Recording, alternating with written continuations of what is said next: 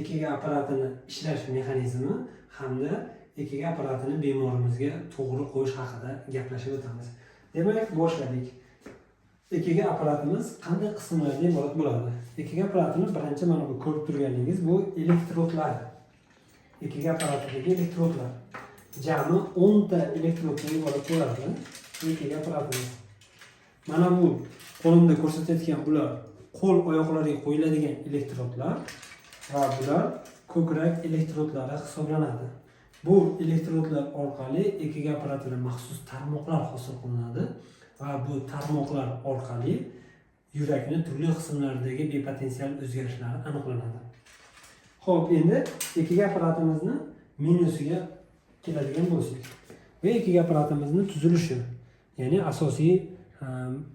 asosiy monitor qismi hisoblanadi va bu yerda ekrani har bitta tarmoqda ko'rsatadigan, bu yerda tegishli knopkalari bor va bu yerda o'chirib yoqadigan qismlari hamda turli xil rejimlari joylashgan bo'ladi.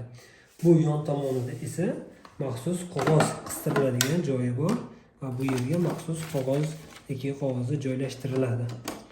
Xo'p, endi ikkinchi etapimizda EKG apparati bemorimizga qanday joylashtirish haqida gaplashib o'tamiz.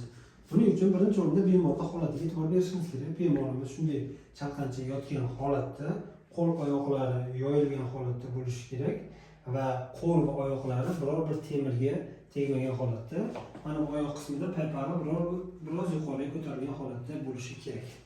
Xo'p, endi keyingi etapimizda biz bemorda elektrodlar qo'yiladigan joylarini maxsus nam salfetka yordamida yoki maxsus paxta yordamida suvga tekkizilgan namlangan latta orqali buni artib chiqishimiz kerak. Xo'p, qo'llarimizni artamiz. Elektrod qo'yiladigan joylar, oyoqlar artiladi hamda ko'krak elektrodlari joylashadigan joylar artib chiqiladi. Mana bemorimizni tayyorlab ham oldik. Endi elektrodlarni birma-bir joylashtirib chiqamiz. Demak, birinchi bosqichda biz qo'l oyoq elektrodlarini joylashtirib chiqamiz. Bu qanday amalga oshiriladi? Xo'p, buning uchun mana jami 4 xil rangdagi elektrodlarimiz joylashgan. Har biri o'ziga xos ahamiyatga ega va to'g'ri joylashtirish tatbiq qilinadi. Demak, jami 4 xil elektrodimizdan asosan 3 xili, ya'ni 3 xil svetofor rangidagi elektrodlarimiz, bular biz uchun sezgili elektrodlar hisoblanadi va 4-chi elektrodimiz esa bu shunchaki demaymiz, bu qo'shimcha elektrod hisoblanadi. Bu deyarli ahamiyatga ega emas. Buni qo'ysak ham, qo'ymasak ham hech qanday o'zgarish aniqlanmaydi. Xo'p, endi joylashtirish tartibini boshlaymiz. Birinchi etapimiz o'ng qo'lga qizil rangdagi elektrodlarni mana bu elektrod simi ichkari tomonga qaratilib joylashtirib chiqamiz. Mana ko'rishingiz mumkin, xuddi shu tartibda joylashtirilishi kerak. Ikkinchi etapda sariq rangdagi elektrodlarimizni chap qo'lga joylashtiramiz va bunda elektrod ichkariga qaragan bo'lishi kerak. Xo'p, uchinchi etapda yashil rangdagi elektrodimizni chap oyoqqa joylashtirib chiqamiz. Xo'p, to'rtinchi etapimiz esa bu inert qora rangdagi elektrodni o'ng oyoqqa qo'yishimiz kerak bo'ladi. Mana qo'l oyoq elektrodlarini to'liq joylashtirib oldik. Endi ko'krak elektrodlariga e'tibor beramiz.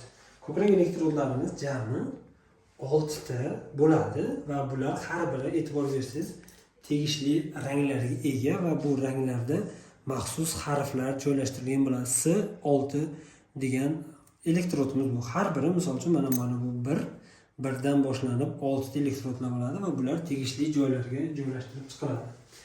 Demak, bularni joylashtirishni boshlaymiz. Xo'p. Boshlangan. Demak, birinchi o'rnatadiganimiz birinchi raqamli ko'krak elektrodi. Buni mana ajratib olamizda, buni joylashtirib chiqamiz. Demak, birinchi elektrod S1 raqamdan joylashtiryapti. Buni mana bu o'rtada to'sh suyagi bo'ladi. Shu to'sh suyagidan chap o'ng sohada to'sh yon chizig'i bor. Liniya parasternalis dextra dedi. Shu bo'ylab ikkinchi qovurg'a oralig'iga joylashtirish kerak. Qovurg'aning birinchi oralig'i umri suyagining ostiga, ikkinchi oralig'i esa biroz past sohaga to'g'ri keladi. Buni qo'limizda sezib bilib olishimiz mumkin. Birinchi elektrodimizni, demak, liniya parasternalis sinistra bo'yicha ikkinchi qovurg'a oralig'iga qo'yapmiz mana. ikkinchi qo'ng'iroq aralog'iga birinchi elektrodimizni joylashtirdik. Endi ikkinchi elektrodimizni topamiz. Mana ikkinchi elektrod sariq rangda turibdi. Buni ham xuddi shu chiziq bo'ylab, ya'ni linea parasternalis sinistra, endi chap tomondan ikkinchi qo'ng'iroq aralog'iga qo'yishimiz kerak. Mana bu degani ikkalasi to'g'ri chiziq bo'ylab yonma-yon to'rt suyagini ikki yon tomoniga joylashtiriladi. Xo'p, endi uchinchisini topamiz. Mana uchinchisi va mana to'rtinchisi. Yaxshilab e'tibor beringlar. Uchini birinchi qo'ymaymiz, balki birinchi to'rni joylashtiramiz. To'rni joylashtirishimiz mana bu umru suyagini o'rta chizig'i bo'ylab linea media clavicularis sinistra bo'yicha 5-qo'ng'iroq aralog'iga to'g'ri keladi. Bu 5-qo'ng'iroq aralog'i ko'pincha mana bu sohaga to'g'ri keladi. Mana xuddi shuni qo'ydik. Endi uchinchisini joylashtirishimiz, uchinchisini e'tibor berasiz. Ikkinchi bilan to'rtinchi yo'nalishi bo'ylab diagonal tarzda joylashtiriladi. Bu tomonga, bu tomonga, bu tomonga qo'yib qo'yish mumkin emas. Faqat shu yo'nalishda qo'yilishi kerak. Mana bu uchinchi tarmog'imiz qo'yildi. Ko'ryapsizlar, mana diagonal tarzda to'g'ri joylashtirilyapti. Endi qolgan 5 va 6-tarmoqlarni 5-qo'ng'iroq oralig'i bo'ylab joylashtirib chiqamiz. 5-tarmog'imiz mana bu qo'ltiq ostini oldingi chizig'i linea axillaris anterior bo'ylab 5-qo'ng'iroq aralog'iga xuddi mana bu yo'nalishda ketadi mana. Bu 5-chisi edi. Endi 6-chisi o'rta qo'ltiq osti chizig'i bo'ylab mana bu sohaga to'g'ri keladi. Bo'ldi, endi menga qarang. Bo'ldi. Mana do'stlar, elektrodlarimizni joylashtirib oldik. Endi keyingi etapimiz EKG apparatini yoqish hamda uni ishlatish bo'ladi.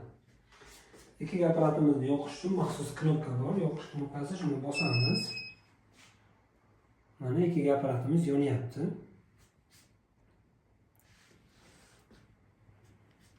Hozir EKG apparatimiz yonib, tarmoqlar ko'rinishni boshlaydi.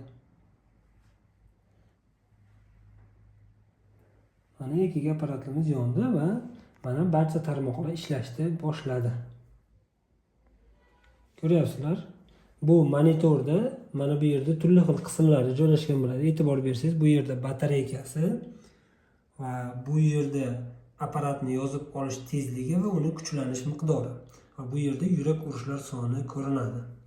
Shularga e'tibor berasiz. Yurak urishlar soni bir ritmga tushgandan so'ng EKG apparat orqali qog'oz chiqarish boshlanadi. Demak, endi EKG apparatni ishlatamiz. Ishlatishimizda mana bu yerda start knopkasi bor. Shu knopkani bosish orqali qog'ozni chiqarishni boshlaymiz.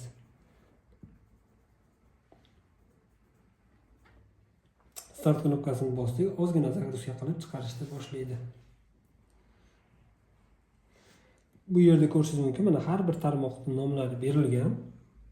Birinchi, ikkinchi, uchinchi standart tarmoqlar AVR, AVL, AVF mana ko'rishingiz mumkin. Har bitta tarmoqni chiqarishni boshlayapti.